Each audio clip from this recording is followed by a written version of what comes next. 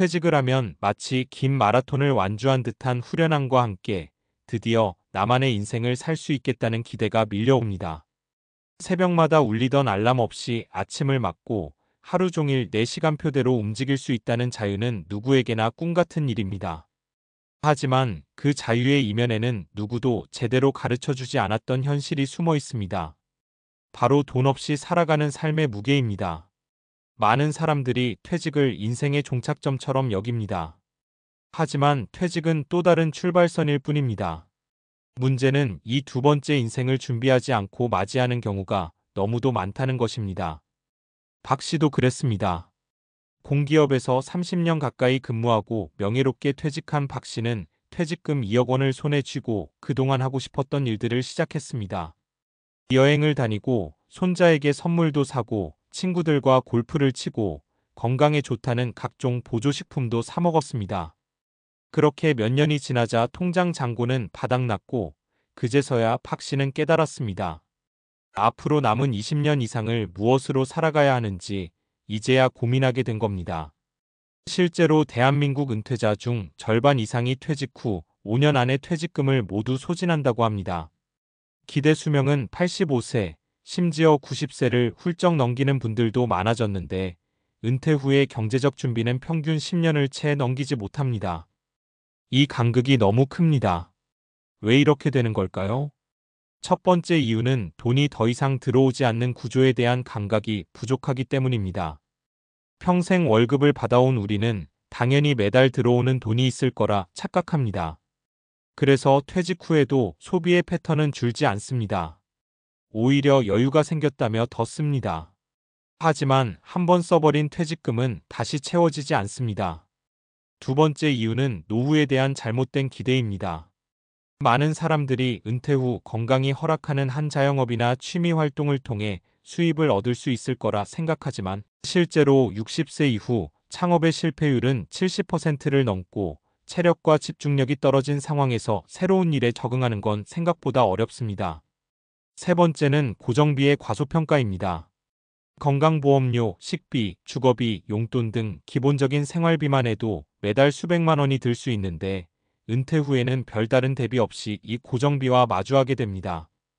이쯤에서 박 씨와 비슷한 은퇴 후 어려움을 겪은 실제 사례 3가지를 소개드릴게요. 첫 번째 사례는 63세의 이정순 씨 이야기입니다. 이 씨는 직장 다닐 때 꼬박꼬박 적금을 넣고 퇴직금도 비교적 큰 금액을 받았습니다. 그러나 아들이 결혼하면서 전세자금 일부를 보태주었고 딸 출산 때 손주 돌봄을 위해 병원비와 육아비를 아낌없이 지원했습니다. 자식들에게는 부모니까 도와주는 거 당연하다고 생각했죠. 하지만 이후 이 씨는 당뇨 합병증으로 병원비가 급격히 늘어났고 본인의 생활비는 국민연금 월 80만 원이 전부가 되었습니다. 자식들은 요즘 우리도 빠듯하다며 손 벌리기도 어렵고 결국 이 씨는 반지하 원룸으로 이사해 조용히 지내고 계십니다. 두 번째는 68세의 김영호 씨입니다. 김 씨는 퇴직 후 소일거리라도 하겠다고 작은 카페를 창업했습니다.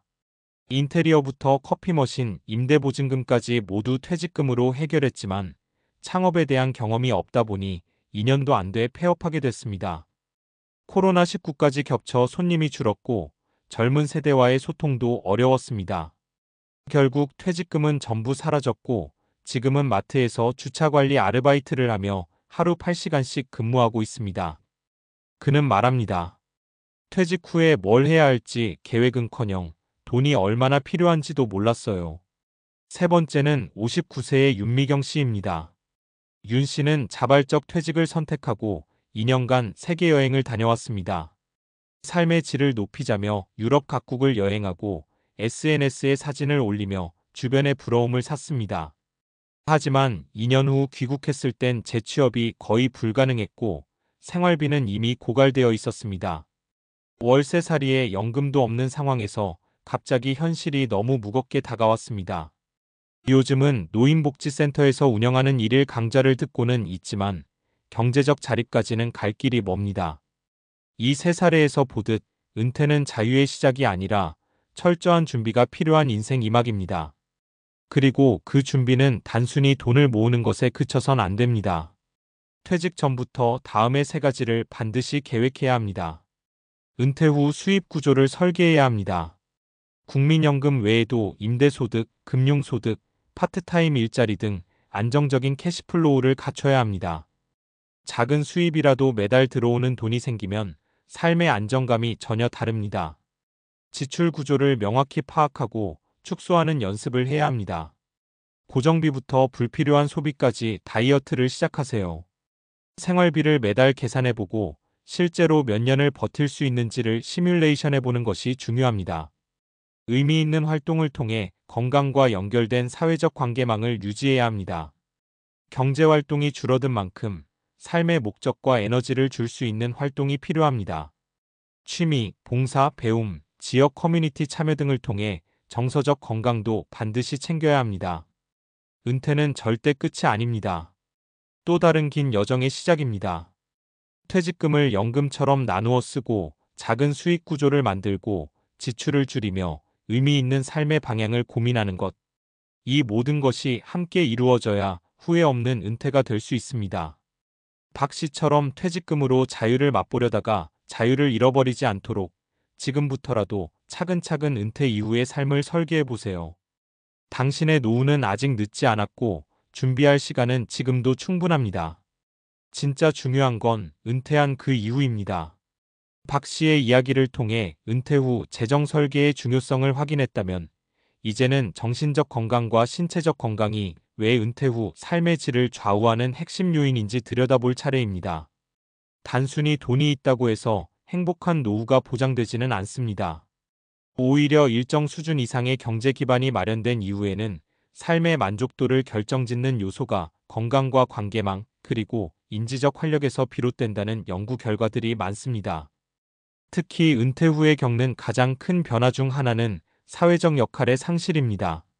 매일 출근하며 느꼈던 존재감, 누군가에게 필요하다는 감정, 동료들과의 소통 등은 은퇴와 동시에 사라집니다. 이런 정체성의 붕괴는 정신적 스트레스를 유발하고 심할 경우 은퇴 우울증으로까지 이어지기도 합니다.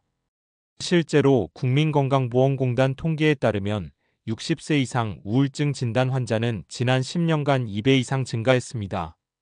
왜 그럴까요? 뇌는 의미 있는 자극 없이는 점점 활력을 잃습니다. 특히 전전두엽 프리프론털 코텍스는 계획, 판단, 동기부여와 관련된 뇌의 중심인데 은퇴 후 이러한 기능을 자극할 일이 줄어들면 전전두엽의 활동도 눈에 띄게 감소합니다. 그 결과 무기력감, 불면증, 집중력 저하, 기억력 감퇴 등으로 이어질 수 있습니다. 이럴 때 중요한 것이 바로 인지활동과 사회적 교류의 지속입니다. 세계보건기구 WHO에서도 은퇴 후 활동의 양과 질이 건강 수명을 결정짓는 핵심 요인이라고 명확히 밝혔습니다. 예를 들어볼까요? 매일 독서 30분, 글쓰기 20분만 해도 뇌신경세포 간 연결이 활발해지고 알츠하이머 발병률을 낮출 수 있다는 하버드 대학의 연구 결과가 있습니다. 하루 20분 걷기 운동은 심혈관 건강은 물론 스트레스 호르몬인 코르티솔 수치를 낮춰주어 정신 건강에도 직접적인 영향을 줍니다. 주 1회 이상 동호회나 봉사활동을 하는 사람들은 그렇지 않은 사람에 비해 삶의 만족도가 2배 이상 높다는 서울대 보건대학원의 조사도 있습니다. 그러니까 은퇴 후 삶에서 가장 중요한 질문은 얼마 벌고 쓸 것인가에 더해 나는 매일 뭘 하며 살 것인가, 나는 누구와 연결되어 있는가입니다.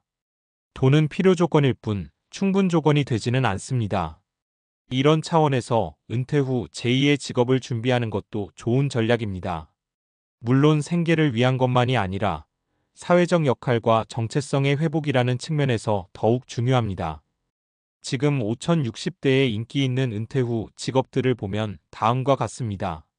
시니어 케어 관련 자격증 요양보호사, 실버 코디네이터, 원예, 수공예, 전통차 소믈리에 등 문화강사 활동, 동네 작은 마을학교, 평생교육원에서 강의하는 시니어 강사, 유튜브나 블로그로 정보 공유하며 수익을 얻는 1인 콘텐츠 창작자.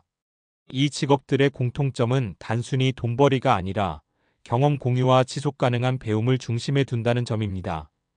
우리가 젊었을 때는 몰랐지만 은퇴 후 인생을 건강하고 만족스럽게 살아가는 사람들의 특징은 아주 명확합니다.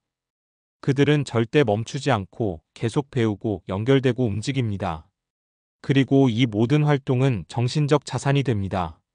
박 씨가 만약 퇴직 직후 일정한 수입 구조를 설계하고 하루 30분씩 산책하며 이웃들과 차 한 잔 마시는 루틴을 만들고 본인의 경험을 나누는 강의나 콘텐츠를 시작했더라면 어땠을까요? 그는 아마도 경제적 불안감보다 삶의 의미와 활력을 더 강하게 느꼈을 것입니다. 노후는 결국 어떻게 살 것인가에 대한 질문입니다. 누구나 늙습니다. 누구나 퇴직합니다. 그러나 누구나 후회 없는 은퇴를 맞이하지는 않습니다. 지금 당신이 어떤 계획을 세우느냐에 따라 60세 이후의 30년이 완전히 달라질 수 있습니다. 퇴직금으로 자유를 소비하는 것이 아니라 그 자유를 지속할 수 있는 기반을 만드는 것. 그리고 그 기반에는 돈과 함께 반드시 건강과 관계, 배움이라는 기둥이 함께 서 있어야 합니다. 그렇다면 지금, 오늘 당신은 어떤 한 가지를 바꿀 수 있을까요? 걷기 운동을 시작해도 좋고, 평소 관심 있었던 자격증 공부를 시작해도 좋습니다. 중요한 건 은퇴 후 삶은 준비한 만큼 보상받는다는 것. 지금 이 순간이 바로 그 준비의 출발점입니다.